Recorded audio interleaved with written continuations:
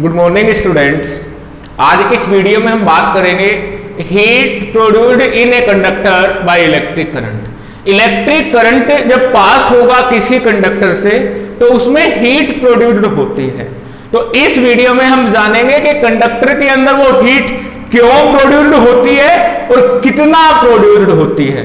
तो हम यहां पर दोनों बातें पढ़ेंगे कि हम कितना अमाउंट है वो कैसे निकालेंगे और किस वजह से हीट प्रोड्यूस्ड होगी वो भी इस वीडियो में जानेंगे।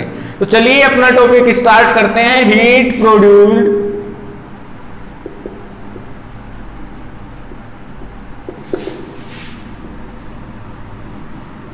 इन a conductor by electric current. तो इस टॉपिक को समझने से पहले हम कुछ बेसिक सी बातें जान लेते हैं। यदि मैं आपसे क्वेश्चन करूं कंडक्टर और इंसुलेटर कौन से सब्सटेंस होते हैं, तो इसकी सबसे इजी डेफिनेशन है कि वो सब्सटेंस जिसके अंदर फ्री इलेक्ट्रॉन्स हैं कंडक्टर होगा और जिसके अंदर फ्री इलेक्ट्रॉन्स नहीं है वो इंसुलेटर होगा। बाकी हम दूसरे तरीके से भी बोल सकते हैं कि जिससे इजीली करंट पास हो सकता है वो आपका कंडक्टर होगा, जिससे इजीली करंट पास नहीं होगा वो इंसुलेटर होगा। लेकिन आपको याद रखना है किस तरीके से कि जिस सब्सटेंस के अंदर फ्री इलेक्ट्रॉन्स होंगे वो कंडक्टर होगा और जिस सब्सटेंस के अंदर फ्री इलेक्ट्रॉन्स नहीं होंगे वो इंसुलेटर होगा। अभी हमने अपना टॉपिक स्टार्ट किया। टॉपिक में किस सब्सटेंस की बात कर रहे हैं हम? कंडक्टर की। यानी कि इसके पास क्या होंगे? फ्री इलेक्ट्रॉन्स होंगे। ये मान लेता हूं मैं कंडक्टर है और इस कंडक्टर में ये हमारे फ्री इलेक्ट्रॉन्स हैं। अब ये फ्री इलेक्ट्रॉन है बेटा, तो ये किस में रहेंगे? रैंडम मोशन में रहेंगे। यानी कि जिग-जैग मोशन कर सकते हैं, इधर उधर अपना अलग अलग मोशन रख सकते हैं। रैंडम मोशन होगा, रैंडम मोशन होगा इन इलेक्ट्रॉन्स का।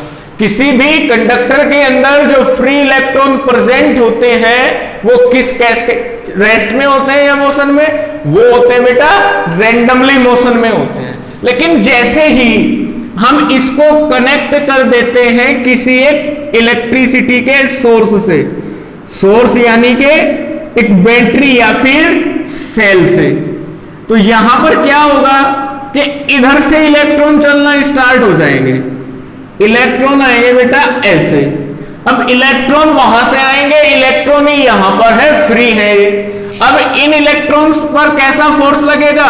रिपल्सिव फोर्स लगेगा, जिस वजह से ये टूवर्ड्स पॉजिटिव टर्मिनल मूव करना शुरू कर देंगे। ये किधर जाएंगे? पॉजिटिव टर्मिनल की तरफ जाएंगे। अब जाएंगे तो उससे पहले क्या होगा? ये मूव करना स्टार्ट कर रहे हैं। लेकिन ये कंडक्टर किससे मिलके बना हुआ है? हर एक चीज यूनिवर्स में किससे मिलके बनी हुई है? एटम्स से मिलके बनी हुई है। तो ऐसी पॉसिबिलिटी है कि जब ये मूव करना स्टार्ट करें, ये इलेक्ट्रॉन्स मूव करना स्टार्ट करें तो किससे टकरा जाए? किसके साथ कोलाइड करें? ये कोलाइड करेंगे एटम्स के साथ। अब मान के चलिए कोई भी एक ऑब्जेक्ट मूव कर रहा है और वो सामने टकरा जाए तो उसकी स्पीड कम होगी या नहीं? सिंपल सी बात है, उसकी स्पीड या फिर कह लीजिए वेलोसिटी कम होगी। और यदि वेलोसिटी कम होगी तो उसकी कौन सी एनर्जी में नुकसान होगा? कौन सी एनर्जी का लॉस होगा? काइनेटिक एनर्जी का लॉस होगा।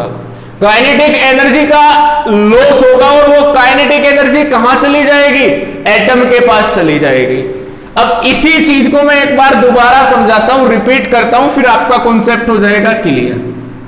कोई भी कंडक्टर एटम्स से मिलकर बना होता है और कंडक्टर के अंदर फ्री इलेक्ट्रॉन्स होते हैं। मैं मान लेता हूं ये फ्री इलेक्ट्रॉन है। अब जब हम इसको किसी एक एक्सटर्नल सोर्स से कनेक्ट कर देते हैं तो यहां से इलेक्ट्रॉन आएंगे यहां पर। अब जैसे ही ये इलेक्ट्रॉन आएंगे उस इलेक्ट्रॉन और इस इलेक्ट्रॉन के बीच में क्या होगा? रिपल्सिव फोर्स लगेगा, जिस वजह से ये अंदर वाले इलेक्ट्रॉन, बहुत सारे इलेक्ट्रॉन होंगे लेकिन मैंने एक ही मान लिया, ये इस तरफ मूव करना स्टार्ट कर देगा। यहां से भी बहुत सारे इलेक्ट्रॉन जाएंगे और अंदर भी बहुत सारे इलेक्ट्रॉन्स होंगे। रिपल्सिव फोर्स लगेगा जिस वजह से ये इलेक्ट्रॉन पॉजिटिव टर्मिनल की तरफ मूव करना स्टार्ट कर देगा। लेकिन ये कोलाइड कर जाएगा किसके साथ? एटम्स के साथ। क्यों? क्योंकि कंडक्टर किससे मिलके बना हुआ है? एटम से मिलके बना हुआ है। जैसे ही ये इलेक्ट्रॉन कोलाइड करेगा एटम के साथ, तो एटम के साथ कोलाइड करते ही, टक्कर लगते ही इसकी वेलोसिटी हो जाएगी कम। वेलोसिटी कम हो जाएगी तो इसकी काइनेटिक एनर्जी में नुकसान हो जाएगा, लॉस हो जाएगा। किसमें? काइनेटिक एनर्जी में। और जितना काइनेटिक एनर्जी का नुकसान इसका होता है वो किसके पास चली जाएगी? एटम के पास चली जाएगी। तो ये जो काइनेटिक एनर्जी है, ये जब एटम के पास जाएगी तो एटम के पास भी एक काइनेटिक एनर्जी की फॉर्म में ही जाएगी।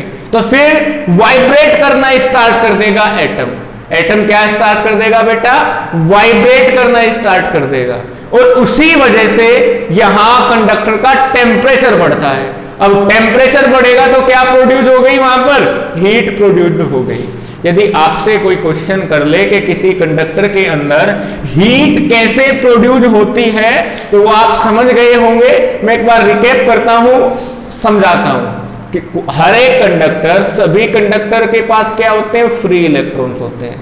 फ्री इलेक्ट्रॉन कैसे रहते हैं? रेंडमली मोशन में रहते हैं। किसी भी कंडक्टर के अंदर फ्री इलेक्ट्रॉन होते हैं, वो रेंडमली मोशन में रहते हैं। जब इलेक्ट्रिसिटी के सोर्स से कनेक्ट कर दिया जाता है, सेल से या बैटरी से, तो वो इलेक्ट्रॉन पॉजिटिव टर्मिनल की तरफ मूव करना स्टार्ट कर देते हैं। लेकिन रास्ते में कंडक्टर के अंदर एटम से टकराएंगे, एटम से कोलाइड करेंगे।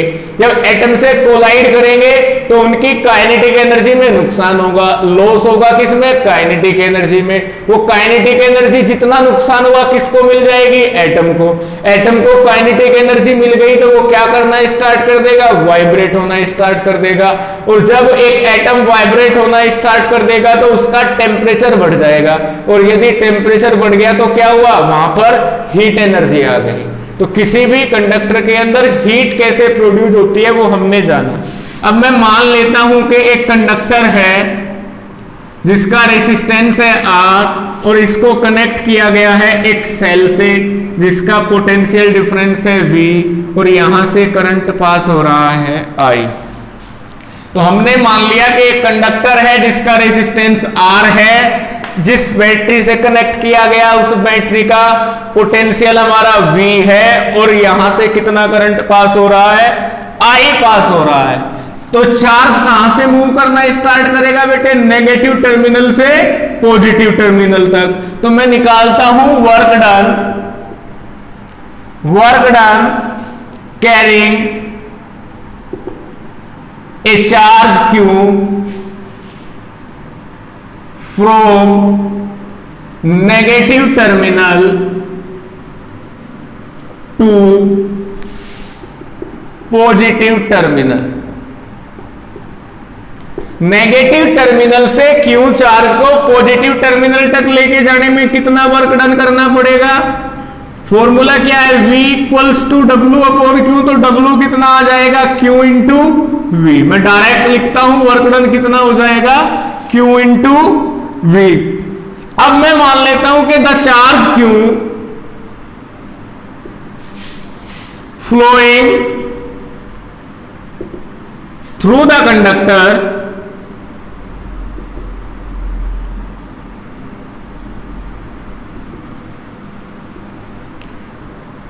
इन टाइम t। मैं मान लिया कि चार्ज कंडक्टर से पास हुआ, कंडक्टर से पास होने में कितना टाइम लिया? t टाइम लिया। तो देन करंट कितना होगा? q upon t। ये यहां से q इक्वल्स टू कितना आ जाएगा? it। एक इक्वेशन हमारे पास ये थी और एक इक्वेशन हमारे पास ये थी। q की वैल्यू यदि मैं फर्स्ट इक्वेशन में रख दूं तो w क्या आ जाएगा? q की जगह it इंटू v, या कह लीजिए w आ जाएगा VIT। तो ये होगा वर्क डन। लेकिन यदि मैं मान लूं कि कंडक्टर जो हमने लिया, मैं यहां पर लिखता हूं if the conductor connected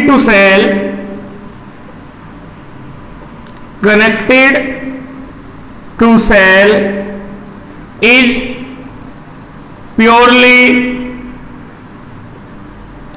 resistor of resistance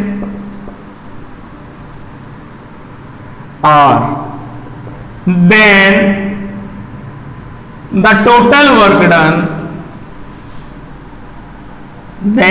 total work done converted into heat.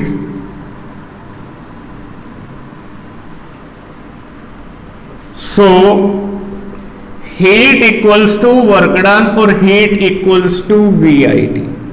अब एक बार इस बात को बेटा समझ लेते हैं।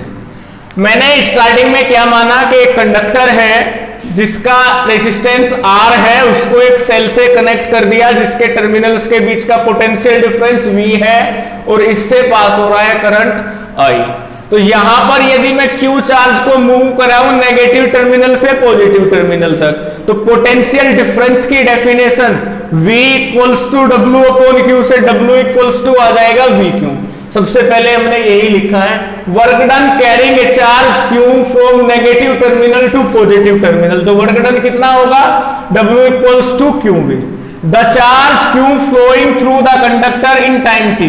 मैंने मान लिया कि ये जो चार्ज है, चार्ज Q फ्लो होता है कंडक्टर में कितने टाइम में, t टाइम में फ्लो होता है। दाना करके इसको कर लीजिए, इफ दिस चार्ज कर लेते हैं, if this charge flowing through the conductor in time t। यदि ये चार्ज t टाइम में कंडक्टर से पास हो जाता है, फ्लो हो जाता है, तो I equals to Q upon T। Q कितना आ जाएगा, IT।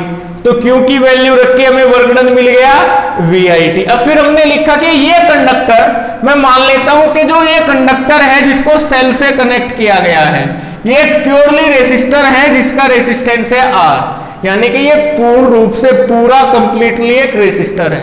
रेसिस्टर है तो ये करंट को पास नहीं होने देगा, करंट को पास नहीं होने देगा तो इलेक्ट्रॉन्स की सारी काइनेटिक एनर्जी किसमें कन्वर्ट हो जाएगी, हीट में कन्वर्ट हो जाएगी। वही हमने लिखा है, then the total work done converted into heat.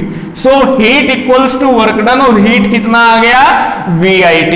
Work done के बेटा तीन फॉर्मूले थे, VIT, I स्क्वायर RT और V square upon R into T। तो हीट के भी कितने फॉर्मूले हैं, ये तीनों, क्योंकि टोटल वर्क ही तो हीट में कन्वर्ट होगा। तो आपके ये तीन फॉर्मूले हो गए हीट के। यहीं पर मैं आपको एक छोटा सा टॉपिक समझाता हूं, यहीं से रिलेटेड है, इसको मैं रफ कर देता हूं। और जो टॉपिक अब हम पढ़ने जा रहे हैं वो टॉपिक है जूल्स लॉ ऑफ हीटिंग। हमारे एक साइंटिस्ट हुए थे जूल, उन्होंने भी हीटिंग इफेक्ट के बारे में अपनी कुछ बातें बताई थी, वो कुछ इसके जैसी ही है जो हमने पढ़ी है। अब चलिए स्टार्ट करते हैं, Joule law of heating. Joule's law of heating. Joules जो भाई साहब थे, उन्होंने सिंपली बताया था कि किसी भी कंडक्टर से जो हीट प्रोड्यूस्ड होगी वो डायरेक्टली प्रोपोर्शनल होगी करंट के स्क्वायर के।